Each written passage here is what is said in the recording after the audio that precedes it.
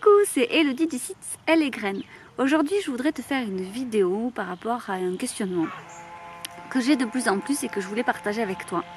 C'est le fait qu'effectivement, dans notre société un peu de comparaison, de compétition et de jugement, on a beaucoup de mal à dire des choses positives, à faire des compliments, même aux gens qu'on aime.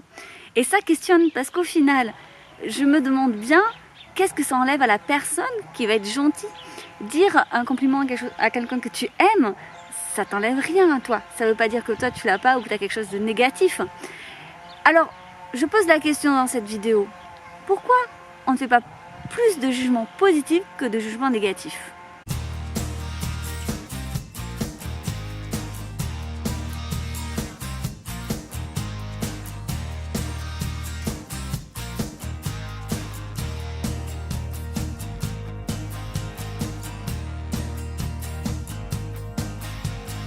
Une étude récente sur l'estime de soi a démontré qu'un enfant, tout au long de sa journée, recevait 8 items négatifs contre 2 positifs. Ça en dit long effectivement sur sa mise en place de sa confiance en lui, sur son estime de lui-même et du coup de l'adulte que ça fera par la suite. Effectivement, tu n'es pas sans savoir que la confiance en soi et l'estime qu'on a pour nous-mêmes se créent tout au long de l'enfance par rapport effectivement au regard des autres et notamment des parents.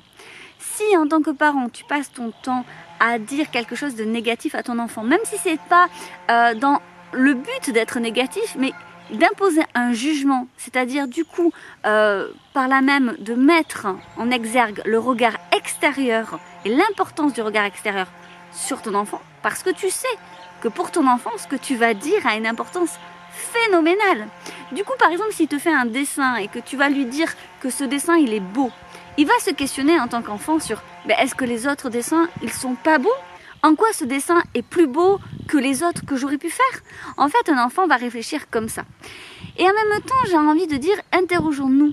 Pourquoi à chaque fois, on se doit de toujours faire une critique ? Pourquoi à chaque fois, on se doit de toujours tout juger, de tout comparer, même entre les enfants eux-mêmes ?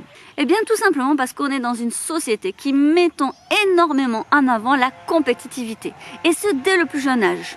Comme par exemple tous les jeux éducatifs. Il est rare de trouver un jeu de société où ce n'est pas l'un contre l'autre, où ça demande justement que les joueurs mettent ensemble leurs compétences pour réussir à gagner ensemble. Et ensuite, en grandissant, le système scolaire est lui-même fait justement pour comparer les élèves entre eux.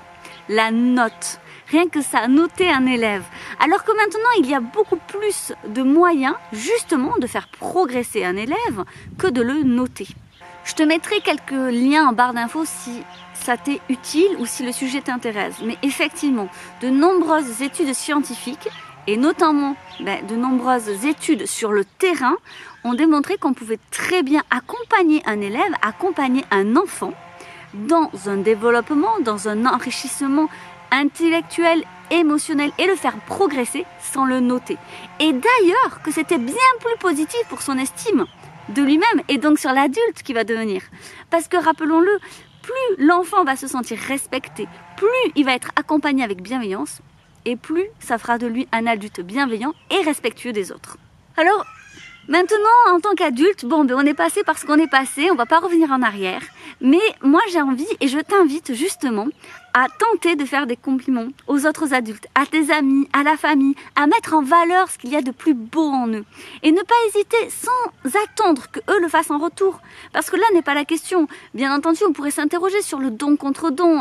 On ne fait jamais rien totalement gratuitement, que ça soit conscient ou inconscient. Il y a toujours une part en soi. Même quand on fait une bonne action, c'est aussi pour se sentir bien. Mais au-delà de ça, juste pour apporter un peu plus de positif dans cette vie, un peu plus de positif dans ce monde, un peu plus de positif dans la société, juste un peu plus de positif tout simplement. Et justement par un partage d'amour, de gentillesse, de générosité, je t'invite à dire merci, à mettre en valeur ce que les autres savent faire, parce que ça t'enlève rien à toi. C'est pas par exemple tu vas dire je sais pas à une de tes amies que ces gâteaux sont très bons, que les gâteaux que t'as fait ne sont pas bons, ou si tu dis à ton conjoint que honnêtement il a raison sur un sujet, que ça veut dire que toi t'as forcément tort. Il faut vraiment sortir de cette dualité, je trouve, de raison, tort, de vrai, faux, de vérité ou de mensonge. Et il faut prendre beaucoup de recul et justement se dire que l'autre a forcément des compétences et des qualités qu'on n'a pas. Mais ça ne veut pas dire qu'on n'en a pas soi-même. On peut justement s'enrichir des autres, on peut justement prendre exemple pour s'améliorer jour après jour. Sur ce, je te souhaite une très jolie journée et surtout n'hésite pas à partager cette vidéo pour semer des graines de bienveillance.